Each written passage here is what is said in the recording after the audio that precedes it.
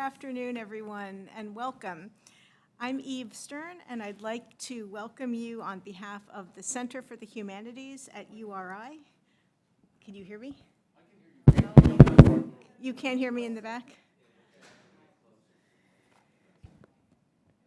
How's that? Okay.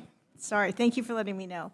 So good afternoon again and welcome. And I'd like to welcome you on behalf of the Center for the Humanities at URI, where we occupied the traditional stomping ground of the Narragansett Nation and Niantic people. We honor and respect the enduring and continuing relationship between the indigenous people in this land by teaching and learning more about their history and present-day communities, and by becoming stewards of the land we too inhabit. This afternoon, I'm thrilled to welcome historian Alex Keyssar to speak to us about democratic crises and structural change. Alex is the Matthew W. Stirling Jr. Professor of History and Social Policy at Harvard University's Kennedy School of Government.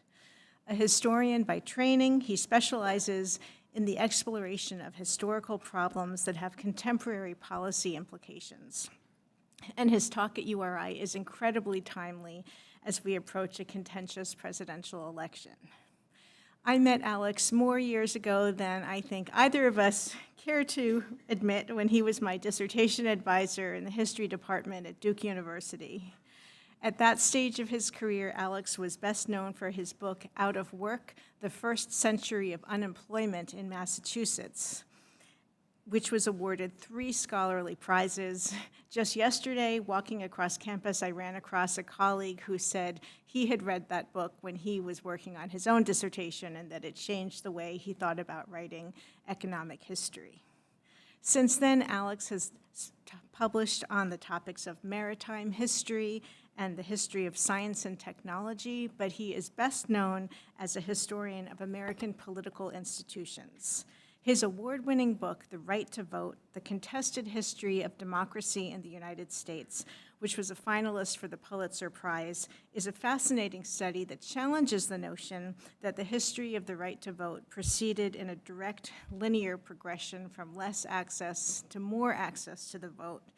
Instead, he finds finding access to the vote was incredibly contested, not only for women and Black Americans, but also for different categories of white men, and proceeded unevenly with numerous setbacks.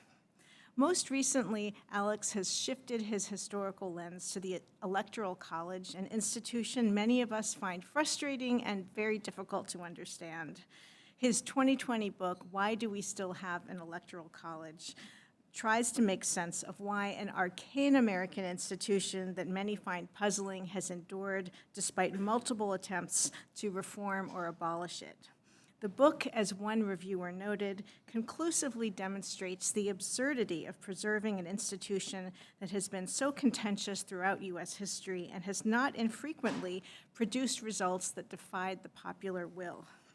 This is a story with deep relevance as we approach a presidential election whose outcome may well be determined by the Electoral College. One reviewer has called Alex the greatest historian of American democracy.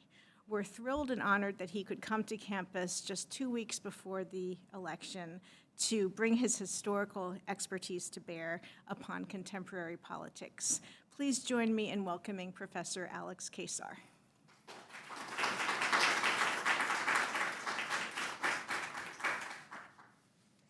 I'm only going to keep this hat on for a second. I just couldn't resist, since I own a hat that says democracy, which I got from some democracy reform group or other, but I really don't need to wear a hat indoors. Thank you, Eve, for the very generous introduction and for inviting me. And thanks to all of you for coming. And inescapably, this talk really is about the election. I'm going to spend a fair amount of time talking about some historical currents and some historical background, but we are where we are. This is a very, very apprehensive time, at least for, I don't know, maybe you folks are all just relaxed and easy, and and just wondering what the cartoons are at the movie theater, but I'm not. There's a lot of rhetoric about this being the most important election in American history. We don't know that yet, but we certainly know that the country is sharply divided. And sharply divided not just in having differences of opinion, but there's what political scientists, in their impressive ability to coin antiseptic phrases for real phenomena, call affective polarization. Another way of stating that is a lot of people on the two sides really hate each other, and that's important. So what our apprehensions are about is not just the horse race about who will win, which is the normal election apprehension, but it's also about how this is going to unfold, whether or not we will witness a serious brawl of one sort or another, whether or not there will be a contested outcome, and whether or not there will be an outcome that we recognize as legitimate. As I move back and forth to the mic, are you losing me or, okay? I've always shouted louder than Eve did, so. And I think we are facing a democratic crisis, or may well be facing a democratic crisis, which I would define in this instance, it's not the only form of one, but as a failure to resolve an election or the composition of a government through peaceful or constitutional means, or failure to produce a government that accords generally accepted legitimacy to the victor. That may not happen. And let me just, I'm going to try to come back to be a little more optimistic to the end, but somehow, let me add in a larger frame here. And this comes out of my teaching and reading over the past many years in a course that I teach most years. I teach a course on the rise and fall of democracies from the pre-Greeks to the present around the world in one semester. It's an in-depth probe. But the fact is most democracies don't last. Ours has already lasted a couple of 100 years, and that's a lot longer than most. And, assuming that most of you are from the U.S., we grew up with some sense of the permanence of American democracy. There'd be strains here and there. Well, we just didn't seem imaginable that the whole thing could disintegrate or collapse. I mean, that's what's sort of bred into our bones. But I think one of the things we have to face is that history tells us it's not that. I hate the phrase "history tells us." I always tell my students, "Don't say that." But the historical record suggests that that democracies are not forever, and actually no regimes are really forever. But so that we have to deal with that expectation in ourselves. Now, there are many reasons for the strains that we are currently facing, and some of them are not peculiarly American. There are nationalist responses to immigration in many places around the world. You see this in France and Germany in a major way right now. You see it in Costa Rica with the migration of Nicaraguans. There's also issues of religious or ethnic diversity can create strains in the polity and anti-democratic strains. Looking at India, what's going on with Hindu nationalism and the increasingly unfair treatment of Muslims. The disappearance of center-right parties is not unique to the United States. And the appearance of new illiberal parties on the right is not unique to the United States. So these are challenges for many countries. But for some of the challenges we face in this election, and looking forward, and that we have already faced in the last 5 or 10 years, and that we will certainly face in the future, let me just, here's sort of a theme for this talk. Many of the challenges we face stem from our own Constitution. From a Constitution, from legacies handed down to us in an 18th century blueprint written by very smart men, and they were men, and that have the institutions they created have democratic deficits that would not pass muster in the 21st century or 20th century world, right? And they are there, and they are active, and they affect our politics. Mention one example, the Senate. The Senate gives equal representation to states regardless of their size. As you know, the Senate is sharply divided between the two major parties, but the Democrats in the Senate represent 70% of the American population, and the Republicans represent 30%. What that means is that the representatives of a relatively small minority can veto legislation quite easily and prevent senior appointments to the judiciary and to the executive branch. Meanwhile, in the House, which is the people's house, that's the way it was always referred to and the way it was conceived, we have gerrymandering. I don't want to say it's at an unprecedented scale. In the late 19th century, there were precedents for this. There was flagrant gerrymandering. But the ways that districts are drawn for the House and for state legislatures are truly outrageous. Take the state of North Carolina, which is where I first met Eve when we were both at Duke. And we left because of the gerrymandering. No, that's not true. But North Carolina as a state is divided pretty evenly between Democrats and Republicans. It's really a 50-50 state. The governor is a Democrat, a statewide election. But 11 of the 14 members of the House from North Carolina are Republicans. Okay, so they get a tremendous advantage from gerrymandering. And, take it a step further, the Supreme Court has ruled in recent years, has refused to intervene to limit extreme political gerrymandering, which means that you can basically create an artificial majority and perpetuate it, and that's fine. I would submit that's also very dangerous. And speaking of very dangerous, I have to say something about the Supreme Court itself. The Supreme Court has unusual power, in part for a reason that we don't always think of, which is the Constitution is very short. Our Constitution is only 9 pages long. I often ask my students, many of whom are from, more than half are not from the U.S., to go get copies of the constitutions of their countries. And most modern constitutions are 100, 200, 300 pages long. I was giving a talk in Madrid on Monday.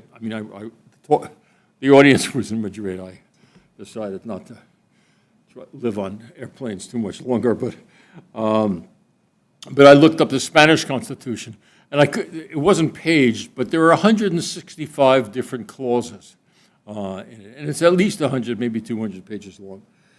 What that means, length is kind of cute, and you can say, wow, remarkable. But what it means is that there are very few things that are actually specified in the Constitution. And the power to determine what the Constitution says and what it means is left in the hands of the Supreme Court, which gives it much greater power than is the case in most other countries. And as we know, we also have this habit or tradition of lifetime appointments to the Supreme Court. And at the moment, we have a Supreme Court that seems intent on rolling back what many of us regarded as the advances made in constitutional interpretation since the 1930s. Right? In one area after another, we can talk about that if people are interested. The powers given to the federal government, although not to the president, who apparently can do anything, but according to the court. The Supreme Court has also done something else which is rather unusual. It has sanctioned laws that encrust a two-party system, and that makes it difficult for third and fourth parties to appear and grow. And again, we can talk about that. but let me give you one of my favorite political history factoids. The U.S. is the only country in the world where no new political party ever came to power in the 20th century. Okay? You can make an argument about Uruguay, but I think Uruguay doesn't fit. No new political party ever came to power. Now, we know the traditional American, our parties are so great. That's why we don't need any more parties. I don't think that's the explanation. Now, I could go on about these issues that I've mentioned, but I want to focus really on two particular subjects that are relevant to this election and that I happen to know a lot about since I've written books about both, as Eve mentioned. The first is the right to vote. Okay, let me start with the right to vote. This year, as in all recent previous years, really since 2000, but including in 2000, there seems to be endless conflicts over who's actually going to get to cast a ballot, right? Who will be permitted to vote, and then also how the votes will be submitted and counted. The rules vary by state. Some of, Texas has Texas does have a photo ID requirement, a current government issues photo ID. I don't. Does Rhode Island have one? Yes. You have one also. Yes. In Massachusetts, you just sort of wander up, give them any name, and you can vote. But that's because we know everybody knows the outcome anyway. But in Texas, you do have to have a government issued ID. People who don't have driver's licenses tend to be poor, elderly, and young. It often means you have to travel 50 miles to actually a motor vehicle office. But by definition, you don't have a driver's license to get an ID. And a University of Texas student ID does not count. But a gun permit does. Okay? Texas has also dealt in the wake of the last election. There were a lot of new procedures for voting adopted because of the pandemic, including having drop boxes where people could drop off their ballots, and these proved to be very popular in a lot of places. But Republicans in Texas were very concerned about it, so they passed a law saying that there can only be one drop box per county in Texas, including Harris County, which, if you know Texas at all, Harris County is where Houston is. It has a population of 4 million and covers hundreds of square miles. And there is one drop box hidden somewhere in Harris County. The examples could be multiplied, but people will be deterred from voting in a number of states. And there will also be conflicts over the count because of partisan seizures of some of the mechanisms of voting and counting. Georgia is one of the most flagrant cases right now where an unelected commission seems to think that it has the right to do investigations of the results of any county returns. Now, here I want to start going into the history. This chaos is possible because there's no right to vote in the U.S. Constitution. What I'm putting up on the screen here is my favorite quote from this early period, which is Benjamin Franklin about property requirements. And you could meet a property requirement, in fact, by bringing in an animal that counted. And for reasons that had nothing to do with with principle or the design of the federal government, the framers of the Constitution left voting rights entirely to the states. Okay? They did that for pragmatic reasons having to do with the politics of constitutional ratification in the late 1780s. Concretely, what that meant, every state already had some kind of voting requirements. Some had land requirements, some had income or rental requirements. They were afraid, and they varied. They were afraid that if they adopted a federal requirement, there would be some states that would get annoyed and thus might not ratify the Constitution. So they basically took that out. They left it out and left it to the states, which imposed property requirements and many others. I mean, there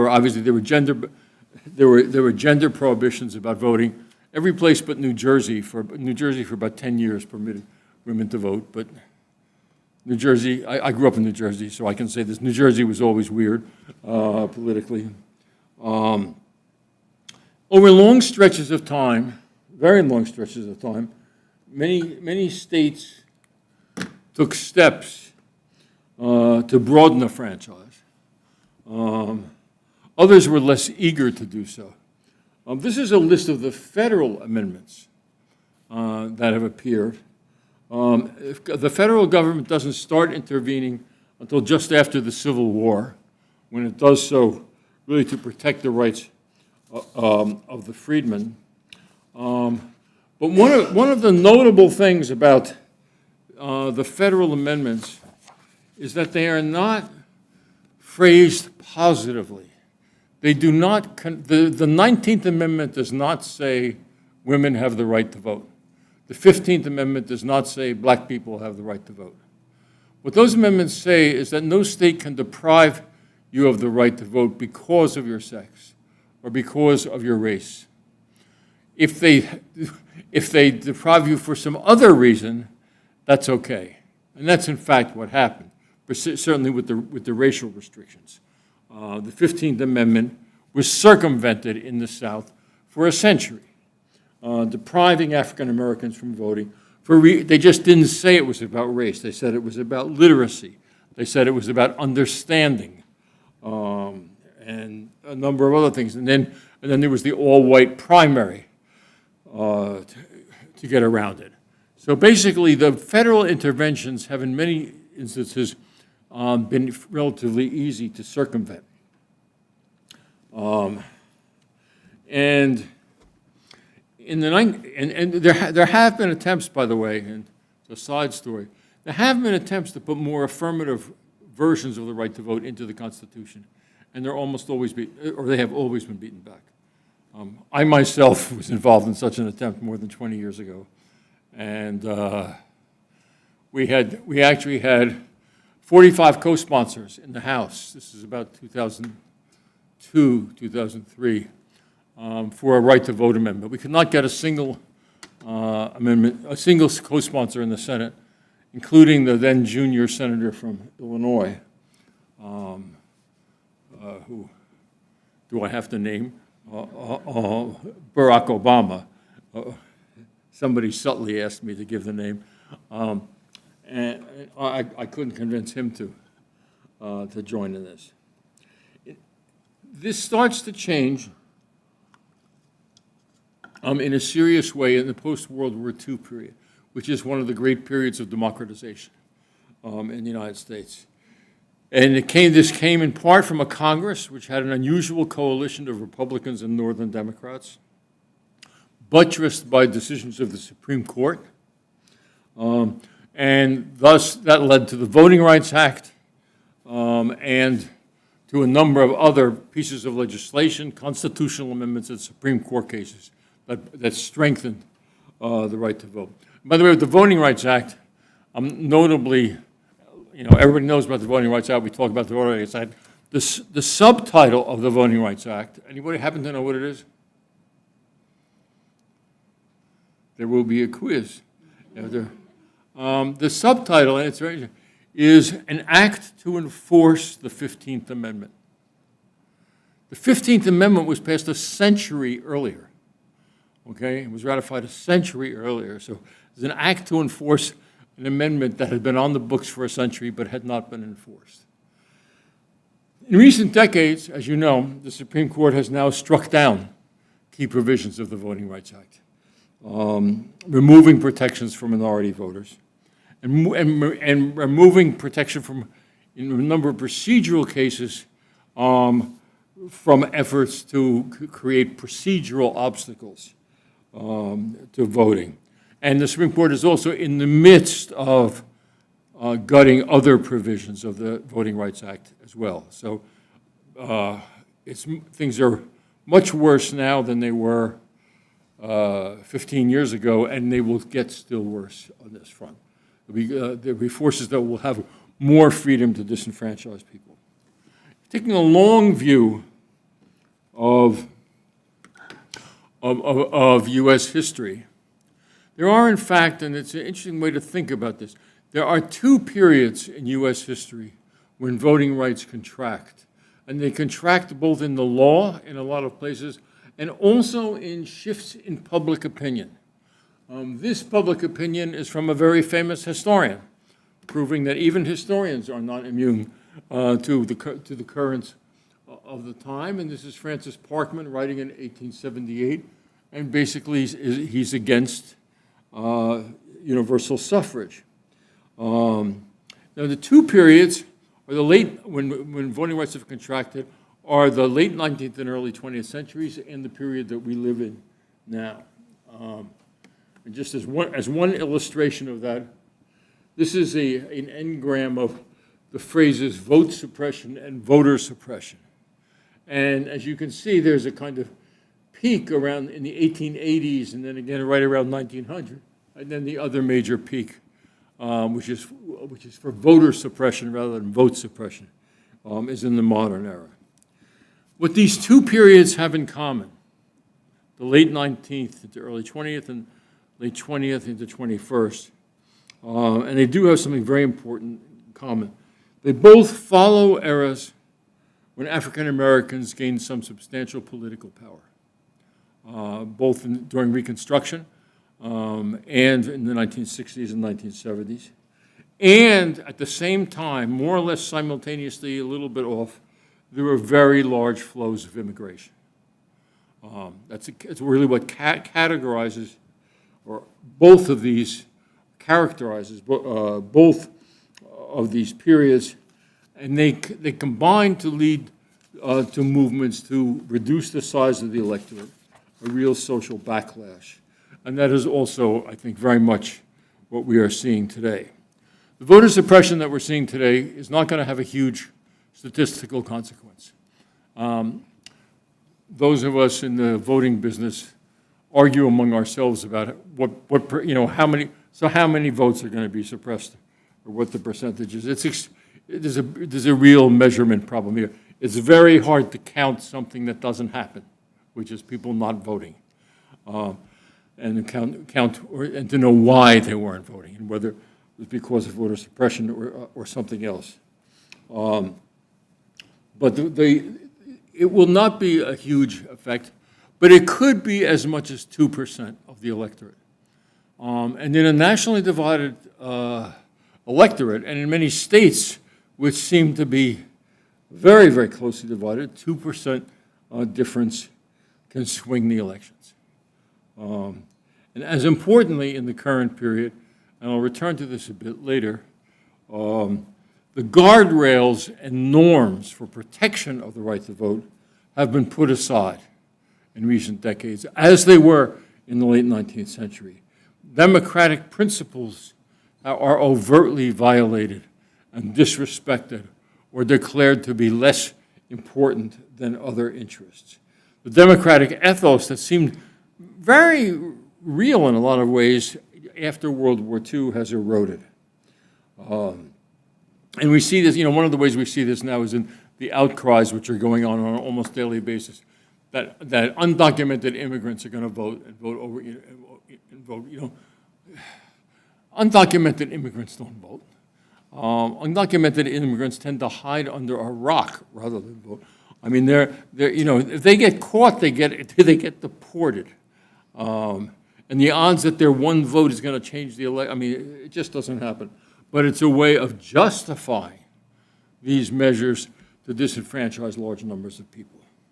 So now, having talked about that happy story, let me turn to the Electoral College. I will just leave this up here. This is actually a description of the different features of the Electoral College. And if nothing else, it makes clear how unsimple a mechanism this is. I spend a certain amount of time every 4 years explaining how this works to journalists from other countries who call me up and say, "What?" And actually, I had a journalist from Time magazine call me last week who said, "What?" And they didn't understand it. But this is the Electoral College, which, by the way, that's not a term you'll find in the Constitution. It's a 20th century term, largely. But it's a system through which presidents are not counted by the national popular vote. You all know this, but by the electoral vote count. And each state gets a number of electoral votes that equals the number of members of the Senate plus the numbers of the House, which means that it's roughly proportional to population, but not entirely, and it's biased in favor of small states. That's one of the reasons that you can elect a president who will win the Electoral College vote, but not the national popular vote. Also, it should be noted here, I don't know whether it says it in this list. Oh, yeah. It's not necessary. The Constitution leaves this, how the electors will be chosen, to the legislatures.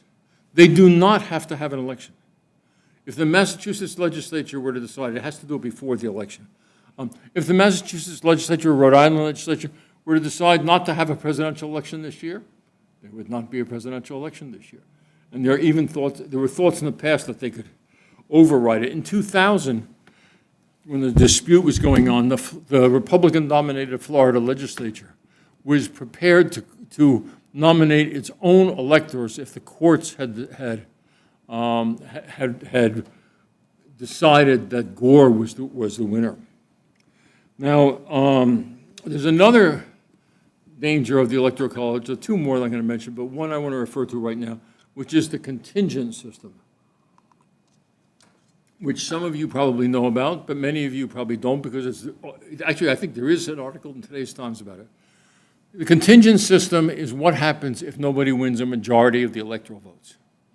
You have to win a majority. And in the framers' minds, the framers knew nothing about political parties. They didn't think about two political parties. They thought that there might be 4 or 5 or 6 candidates. So it would often happen that nobody would win a majority.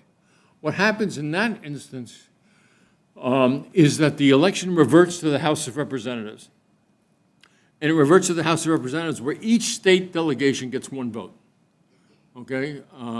Rhode Island and California get to have the same power if it reverts. Now, it's not going to happen this year unless there's a tie. But it's not absolutely out of the question, because there are only 2 candidates who could win any electoral votes. Jill Stein is running, but whatever. So we also, and a majority of state delegations right now are Republican, so that if it were a tie, former President Trump will be chosen as president. Now, why did the framers design this system is a question that I get asked often, and with good reason. The answer is, in brief, that they were really puzzled and they didn't know what they were doing. Now, I say this with all due respect. These were very smart and thoughtful people. But they didn't know how to choose a chief executive, and they admitted that. The most common proposal, they did a bunch of straw votes in the course of the summer of 1887. And the most common, the proposal that got the most votes was that Congress would elect the president. Okay, that won, I think, in straw votes about 3 times. And then afterwards, they would come back, 2 hours later, they'd say, it's actually a bad idea. Then you have no separation of powers. Then you're going to have the president, people in the Senate jockeying to be elected as president. It's got too much concentration of power. And they'd say, yeah, we can't do it. And they would just propose other ideas. The governors choosing the president. They had a whole bunch of different ideas. And then they got to the end of the summer. Any of you from Philadelphia? Okay, what's it like in Philadelphia in August? Hot. Dry, high heat, or hot and humid? Hot and humid, right? You agree? It was true in the 18th century also. Well, they get to the end of August, and they have most of the Constitution written. About 85% of it was written. But there were a couple of sticking points, one of which was they still hadn't decided how to choose a president. So they did what any self-respecting convention would do. They went on vacation. George Washington went fishing. And they left a committee in charge back in Philadelphia, the people who had to stay in the heat and humidity. It was called, appropriately enough, and I think every academic institution should have a committee with this name. It was called the Committee on Unfinished Parts. It was the Committee on Unfinished Parts that came up with the design of the Electoral College. And they did it primarily, it's a long story, but so that they could take the compromises that had been fought over and finally agreed upon about representation early in the summer, which was big states, large states, and slavery and non-slavery, and import those into the presidential election system. We can talk about that if people want to. The Electoral College was a second or third choice for most of the framers. They did not think it was their best work, but they thought that they could change it after a period of experimentation. James Madison himself commented later that the Electoral College, the writing of the Electoral College, that it showed signs of fatigue and haste as they put it together, and that it desperately needed to be changed. One other feature of the Electoral College I want to mention, and I'm trying to keep an eye on time here. I think, have I run over yet? I don't think I've run over yet. Scream when I have. One other feature of the system also requires mention, which is winner take all. Okay, this in many ways, election cycle to election cycle, is the most damaging and insidious feature of the Electoral College because it's present in every election. Some of the, the contingent thing hasn't happened since 1824, so it's not a priority. Although it may be after this year, but winner take all is now the case in 48 out of 50 states. It is not in the Constitution. It is not required by the Constitution, and it arose because the framers made a mistake. Okay, just plain and simple, they made a mistake in deciding that to let the states how to choose electors. They did not foresee, because they didn't know anything about political parties, they didn't think there should be political parties. They did not foresee that once experimentation began by a kind of game theory logic, it would lead the states one after another to adopt winner take all in order to maximize the influence of their state and or their political party. A modern game theoretician could say, okay, we could figure that out in 5 minutes, but these were political figures in the 1780s. It was a flaw in the design, an understandable one, but it was a mistake. And it has been deeply unpopular. And it deforms our elections. I mean, we all know that, right? This election is happening in the swing states. All elections happen in the swing states. One international reporter who called me about this referred to them as the swinger states, which I thought was kind of cool, but I'm not sure they see it that way. The Electoral College,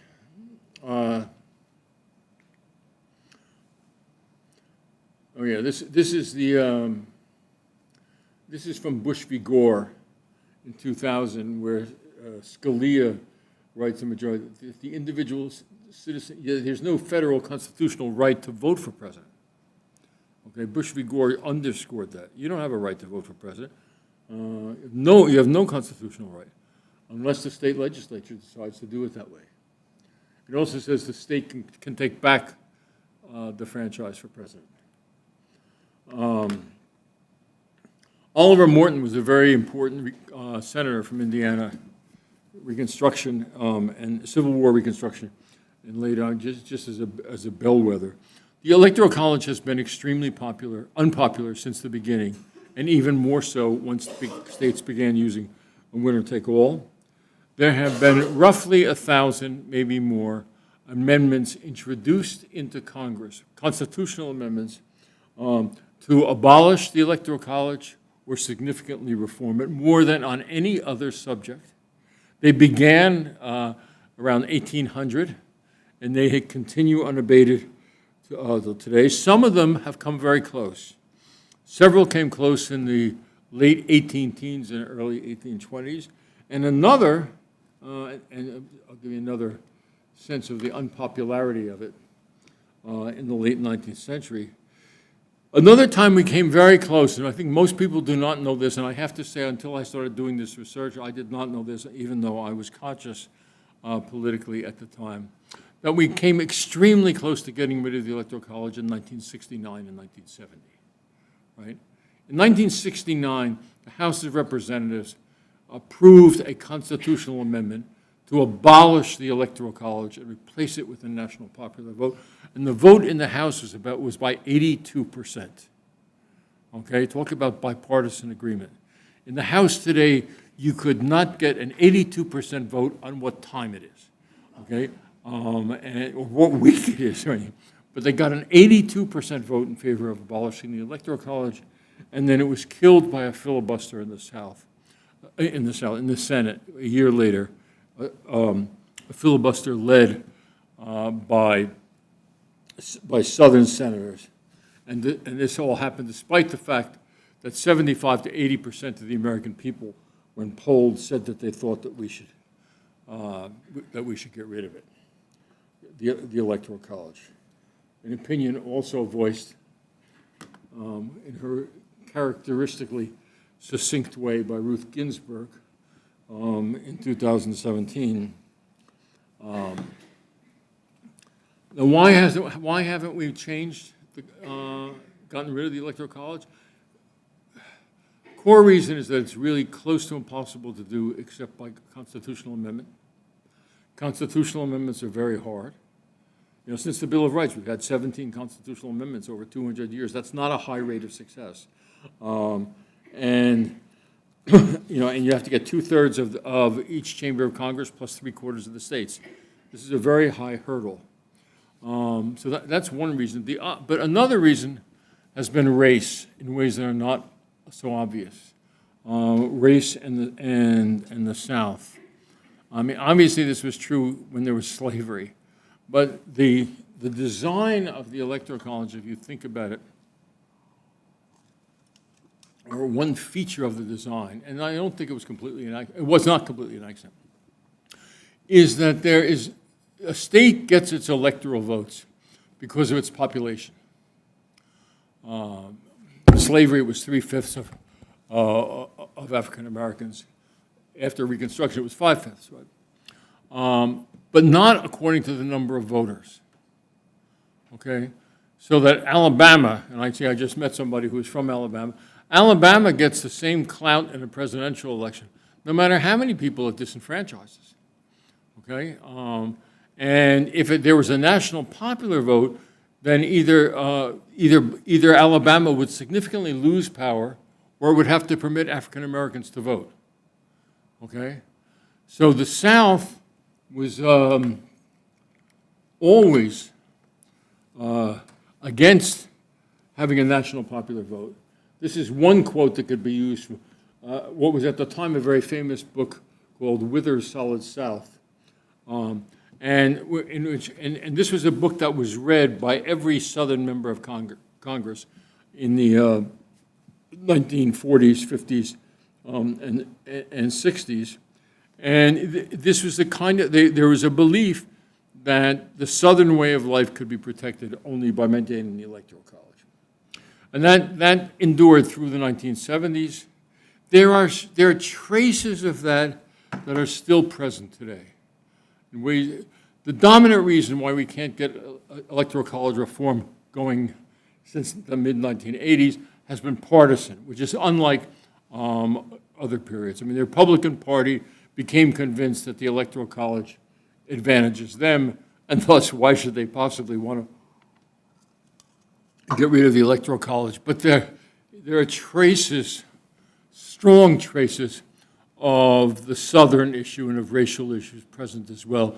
You can see it, in fact, if anybody wants to talk about it, but there's this effort called the National Popular Vote Interstate Compact, which I happen to not agree with, but it has not gotten the support of any state in the South.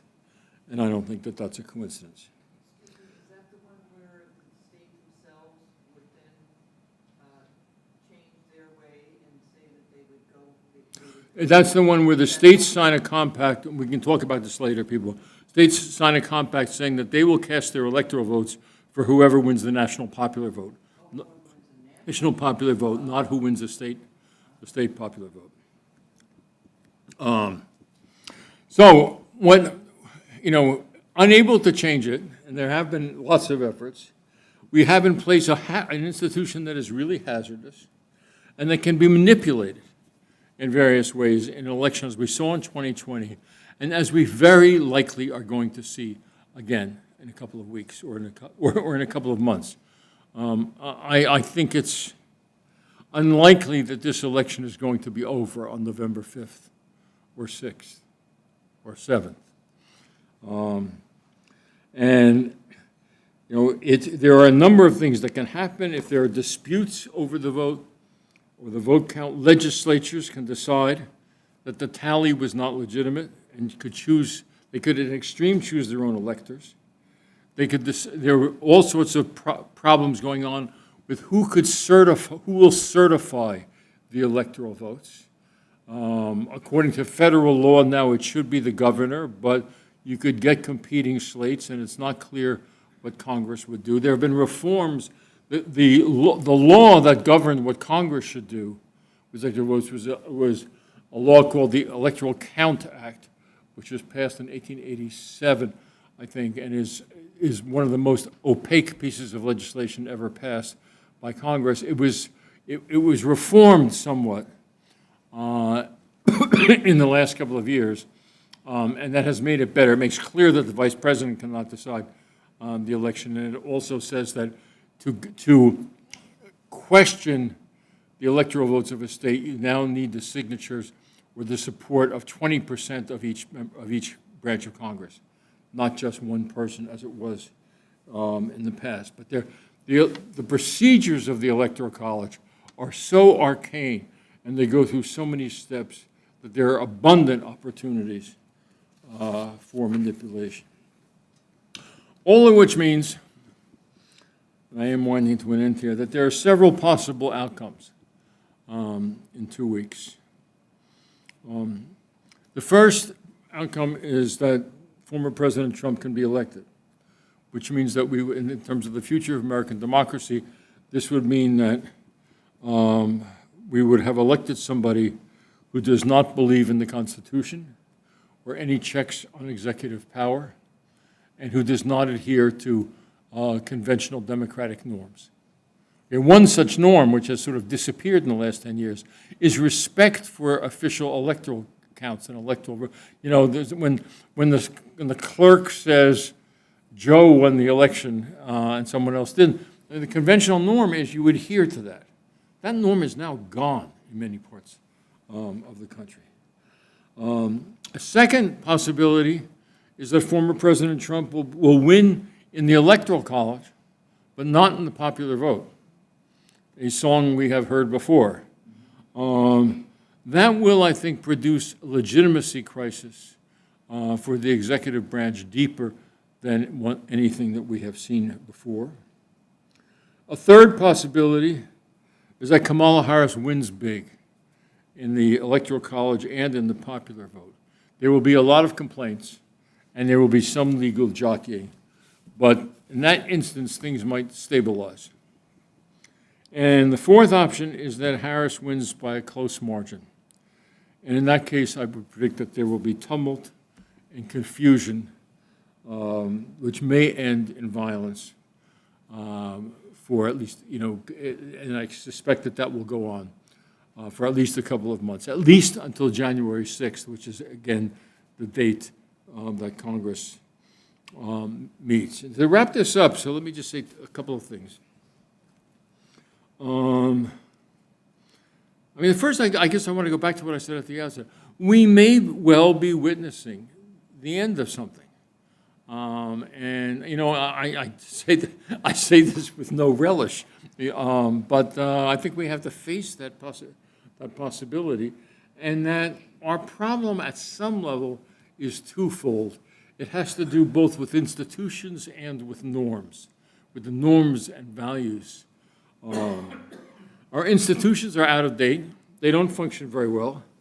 Our institutions also don't match our democratic values. That's part of the reason why why it's so easy to depart from these norms.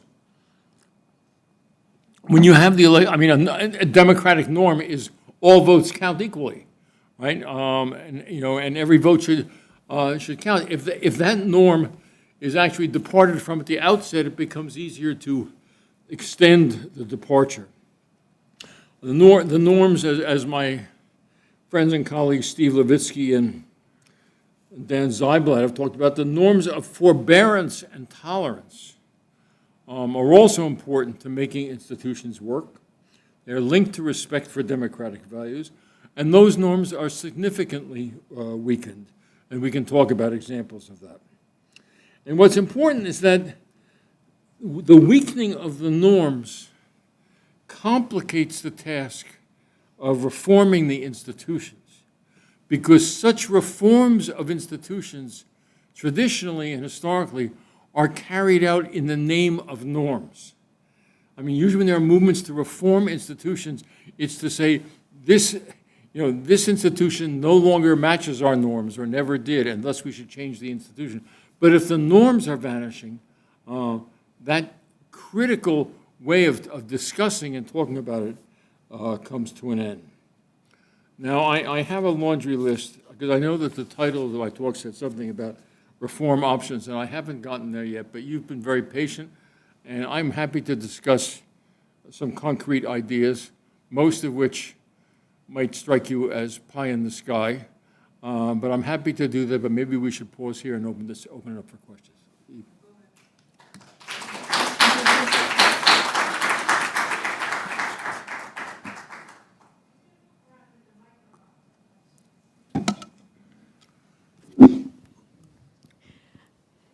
Okay.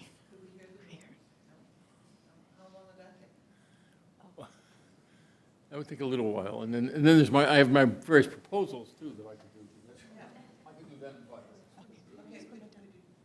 So we have a question back here. Let me see how the flow is. Hello, thank you. Yeah.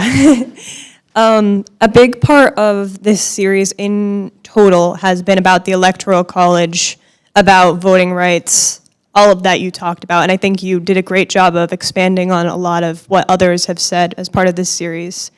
Something that you touched on that I think is a very popular thing among voters of my age and people that are about to vote is this idea that there is no real third party. And part of your talk, the title was, structural change. I am very interested in your thoughts on if there is a way to transfer over power peacefully to third parties or allow for change in our duopoly, I've heard it be called. Any thoughts on that? Let me answer that, and we'll give one item on my laundry list. I completely agree with you, right? Two-party, I forget who it was. I think it was Johnny Carson. It's a name that will only resonate to a few people in this room. But we said something like, a two-party system is only one more party than in a one-party system. It's not. It happened because of laws. I mean, it happens in part because we have first past the post elections, right? Single-member districts and first past the post elections, and that creates a bias to that outcome. But it has also happened because of laws that are passed in the late 19th century and the early 20th century that make life really hard for third parties after a period of about 40 years when third parties were doing really well. The Republican Party was a third party. After the Civil War, there's the Greenback Labor Party, the Knights of Labor Party. Knights of Labor controlled cities around here. The Socialist Party controlled half of southern Massachusetts. But what happens is that in reality, and then the populists, of course, did very well. But then what happens is the major parties collude to make it really difficult to create ballot access rules to make it really hard for third parties to get on the ballot. Anyone ever read, you probably haven't, and I don't really recommend it, but New York State's laws on gaining ballot access, okay? If you have a spare month, I suggest you read. But it's not, and then there are other things like anti-fusion laws. How many of you know what anti-fusion laws are? See, it's interesting. Part of what I see as my role as a historian and, is to try to bring back the historical context and historical origins of institutions that shape our political life today. But nobody except me and a couple of my friends remembers where these came from. Anti-fusion laws are on the books in, I think it's 44, 45 states. Maybe this one, I don't know about Rhode Island, okay? But anti-fusion laws say that a candidate cannot appear as a candidate for the same office on the ballots of two different parties, okay? So that if you were, for example, a Green Party candidate today and wanted to, actually, can we take this down and then I can move over? Is there some, if we can just shut off the light so that I could wander there without being blinded. A Green Party candidate, where if the party wanted to show that it had strength, but it didn't want to harm the lesser of two evils. Thank you. Is this on? The Green Party could run the same candidate. You know, if there was a pretty good Democrat or a pretty good Republican, they could do that. And that's what was happening for most of the 19th century. And that's what helped build these third parties. It was a big issue with the populace or not, fusion or not, was a big issue. So the two parties colluded to make that illegal. And it worked. Anyone want to guess what state, which still has fairly active third parties, does not have an anti-fusion law? What? I think that's true of Minnesota, and there's another state even closer. I don't know about Maine. No, we have one. What? New Hampshire? I don't know. I don't think so. I better tell you what I'm thinking of before you pillory me on my ignorance. New York, where the Working Families Party has been successful. There was a successful Labor Party, successful Liberal Party. You know, there are other kinds of laws, but I think that we need to recognize that the difficulties of third parties has nothing to do with their unattractiveness. I mean, look, you know, we're talking about this election, and everybody's talking about turnout, right? But it's turnout within remarkably constrained limits. More people will not vote on November in this election than will vote for either candidate. Okay? Just to add on to that, Arizona currently has not allowed Jill Stein to be on the ballot. Like that, they had a court ruling against it. So there's that's just in addition to what you're saying. Oh, look in 2000, I tried, and forgive me for my sins for those of you who remember this, but I was living in North Carolina, and I tried to vote for Ralph Nader, okay? And he wasn't on the ballot, and so, but I asked if I could do a write-in for him. And it turns out North Carolina's laws are, to get on the ballot, you have to have a lot of signatures 6 months beforehand. It's really hard. That's why Nader wasn't on the ballot.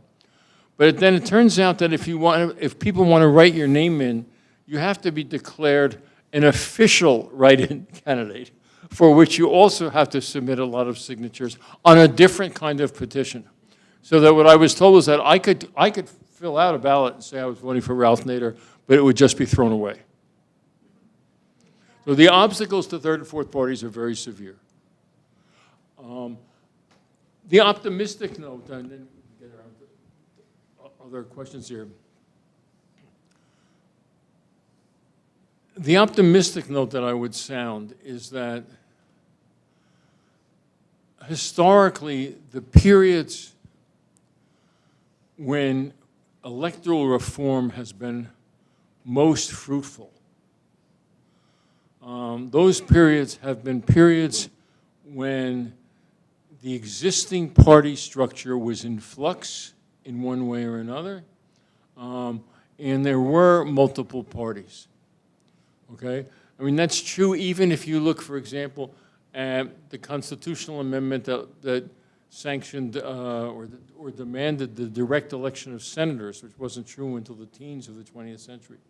It's true with the Electoral College reform efforts. The effort in the, in the 18-teens, 1820s, there was only one party. The Federalist Party had collapsed. And I would argue that the United States in the late 1960s did not have a two-party system. The Northern Democrats and Democrats were not in the same party, and the Southern Democrats were making that clear as they began to exile. But let me turn it back to you, Ethan. And I know that there's a demand here for more of my laundry list, but I don't insist on that. But let's get as many people as we can into the conversation.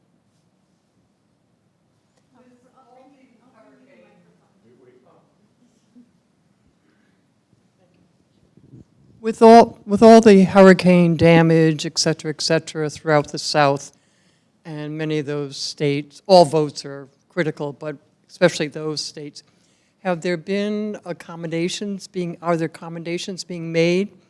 And has the Trump already started to file petitions to the court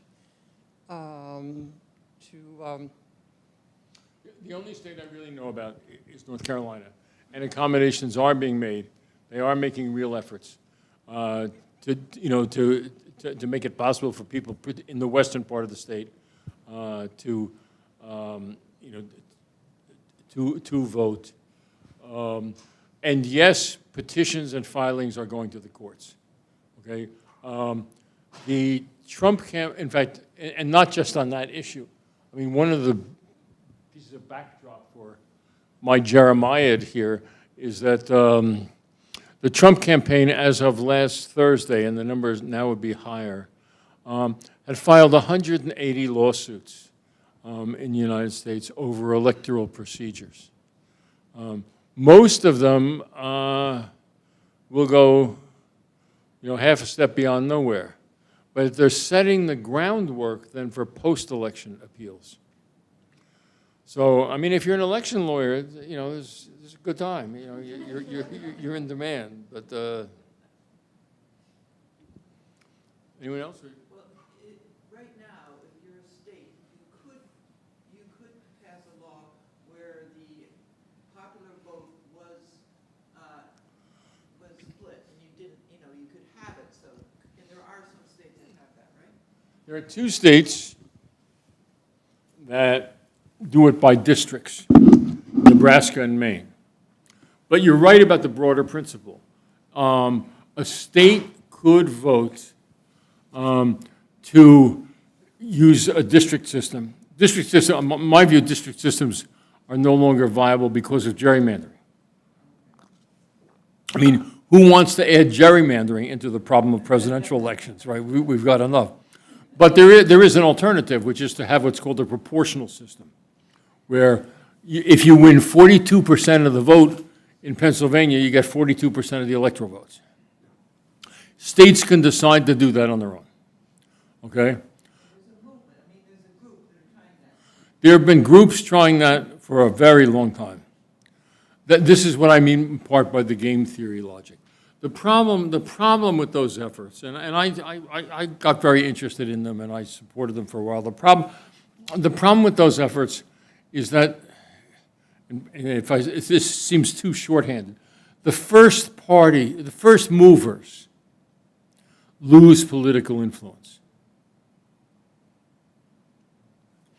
If you're in North Carolina and you move to a proportional basis, then the almost certain likelihood is that your electoral votes are going to split 7-7 or 8-6, not 14-0. The state would lose the clout. And though that argument is used to defeat that, again, there have been lots of movements to do versions of that, okay? I mean, again, picking North Carolina as an example, there was an almost successful movement to do it in North Carolina, and I think it's 2006, might be 2002, but somewhere around there. I mean, everything was all lined up. And then the head of the North Carolina Senate, who was a Democrat, he's probably the last Democrat who was head of the North Carolina Senate, got a phone call from Howard Dean, who was chairman of the Democratic National Committee, asking him to pull the legislation. Why? Because the Republicans had introduced identical legislation in California to try to do California's electoral votes divided up. And that would have cost the Democrats something like 27 electoral votes, and they would have only gained 7 in North Carolina. So the people in North Carolina were able to do the arithmetic. And that's exactly what has happened in many instances. The Constitution gives that power to the states, and there it is. So how, you know what I mean? So It's why this is, how can you ever change it? well, this is, yeah, this is why I said right at the outset that it's almost impossible to change without a constitutional amendment.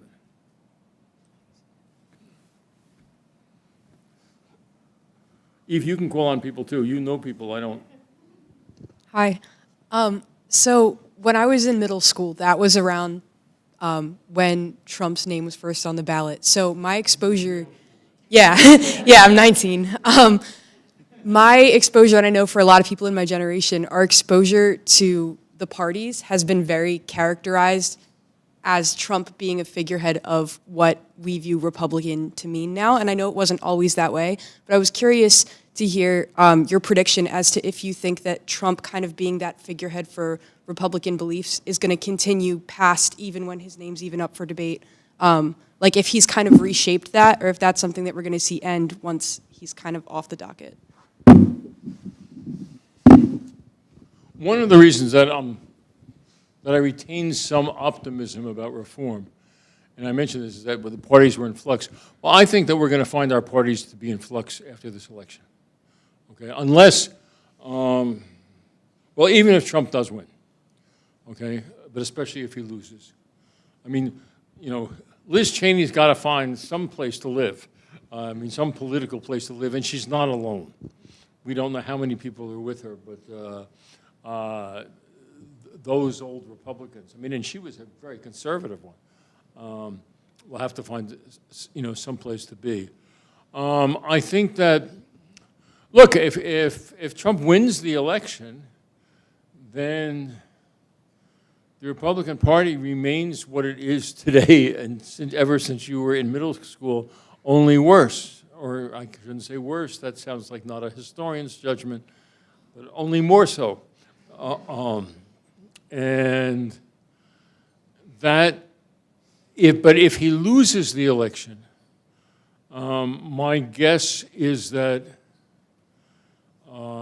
he will not. He might be a figurehead only, while lots of other people jockey for actual power.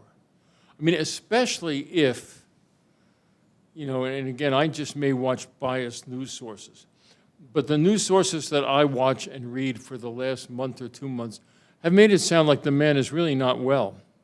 And I don't see him energetically leading a movement for the next several years. So I think that things could change, but it's not gonna turn completely upside down. I mean, the fact is there are a lot of people out there supporting him and believing in what he's doing.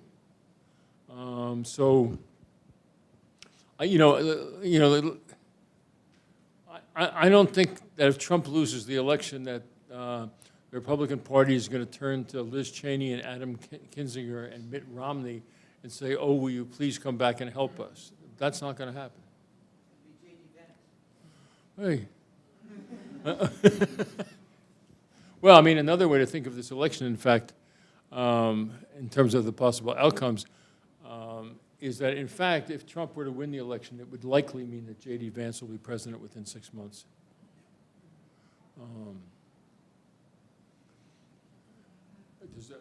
see a hand over there. Oh. What?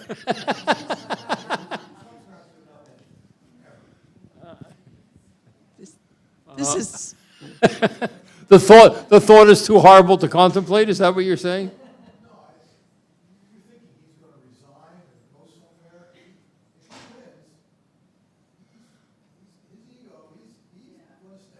Well, look, half of me agrees with you. The other half of me thinks that he actually seems to prefer just waltzing around on a stage with no partner, listening to music. It's, I don't know what, so, I mean, I'm not sure he's all there, to be honest. Now, he could not be all there and still be president. It's been done before. There was a question back there. I would just add one quick note, which is that today on the news, there's been a lot of talk about the article that came out through the New York Times in which they actually called him out for mental health. Right. We're also, as a country, following COVID, we also are giving way more credence to mental health issues. Pretty much everybody has a mental health issue from what I understand these days. But I may not understand it since my mental health, well, anyway.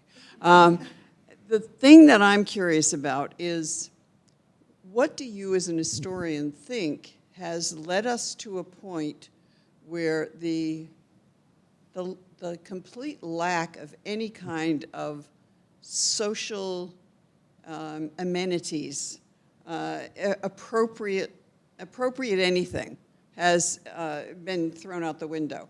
Is that something that's is that kind of like the tail that wagged the dog that came from the 60s when everybody was, that was when I was middle school kind of thing?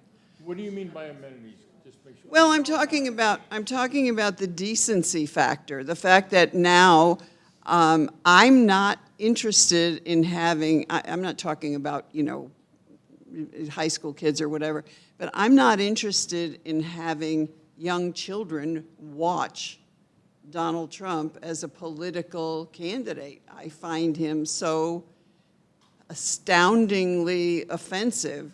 And I'm not talking about even his political beliefs, whatever they are, and at this point it's kind of rock soup. But I'm just curious to know what your view as an historian is in terms of the rolling waves that have led us here. Yeah, I mean, there have been political leaders in the past who gained some considerable success by being outrageous and violating some norms of behavior or sheer politeness. I mean, Huey Long was one, okay? There was, his name is escaping me now, but there's a South Carolina senator from the early 20th century who was similar. So we have, I mean, George Wallace was somewhat like this before he cleaned up his act, right? But when I try to think of these examples, they all involve Southerners and they all involve race. So I think that there's something linking this decline of norms. I mean, with issues about race, although I can't quite pinpoint the link myself. But in terms of your broader question is, how did we come to this, where we don't want to let our children, do you want your child to grow up to be like the President of the United States? No. Now they do, and then we have parents that are bringing their children to see Yeah. as a model. Right. It's part of it is the saying it out loud. It's the resentment of educated elites. I mean, Barack, I think that his, if I can pretend to be a historian, I am a historian. But if I imagine myself as a historian writing 25 years from now, or 30 years from now, okay, I would think that I will not see it as a coincidence or random chance that Donald Trump becomes president after Barack Obama was president. Okay? Barack Obama embodied, and I think still does, but he embodied the two antagonists. I mean, he was black and he was elite educated and very smart. And there it was, all in one person. okay?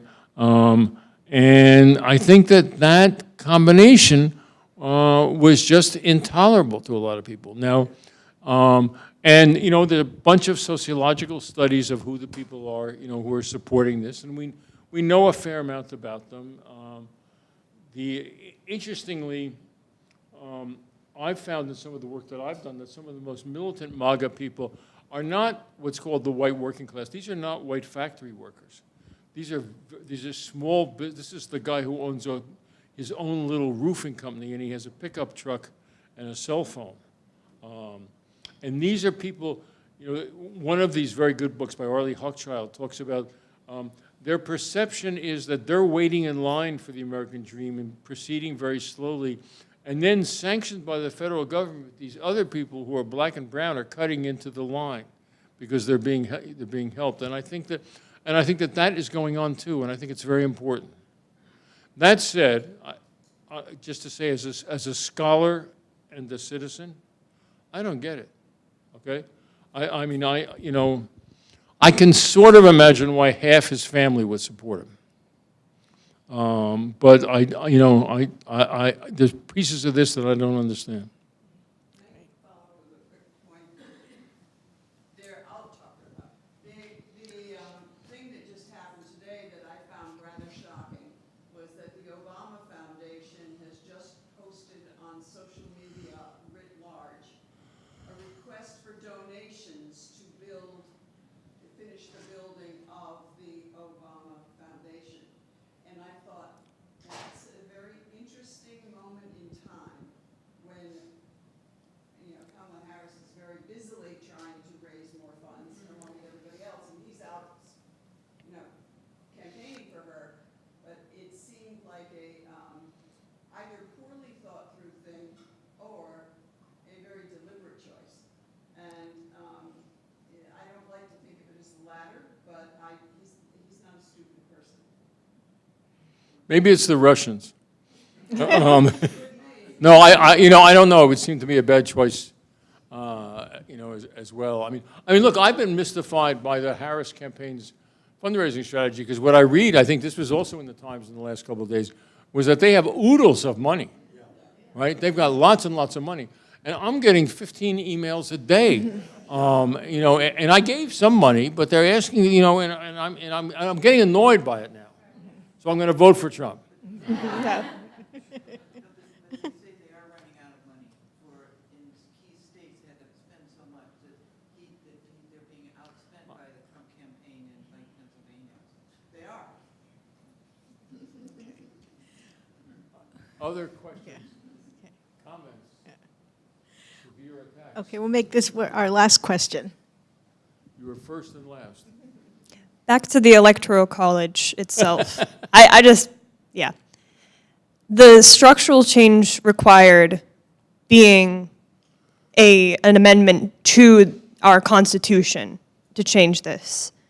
I think that, from my point of view, there hasn't been a change in a while, and that of the Constitution itself, like a constitutional amendment hasn't been passed in this century, and if I'm doing the math right, like, it will be almost 100 years.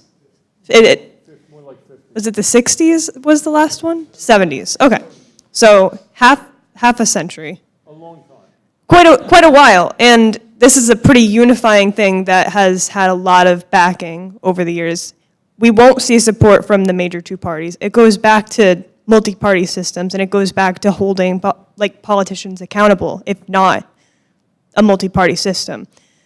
How are we supposed to hold politicians accountable today for such changes as voters? It's a very good question. Difficult question. You had to save it to the end.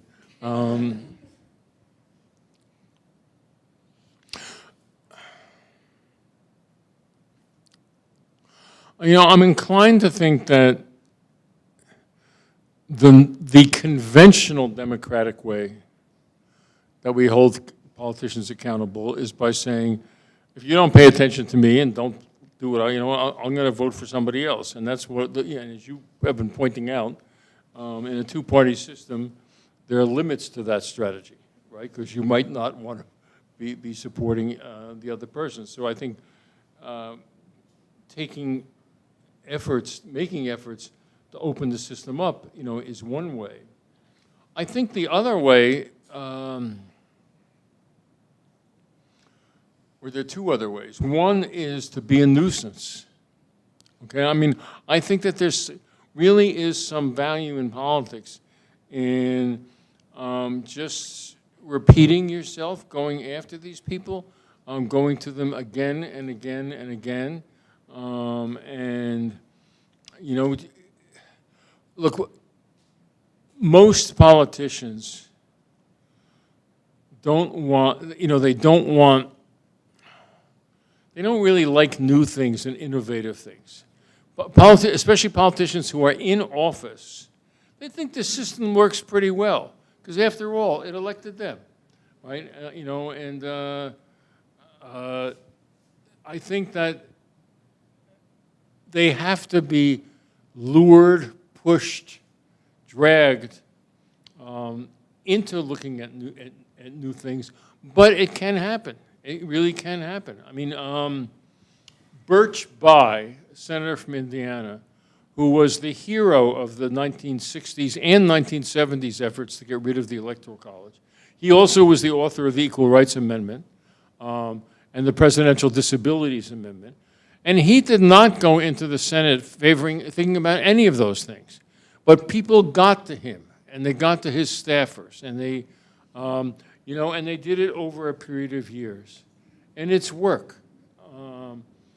I mean, I think the other thing that can be done is to try to get new people like yourself into, no, I mean this, I'm not, into politics and into running for office.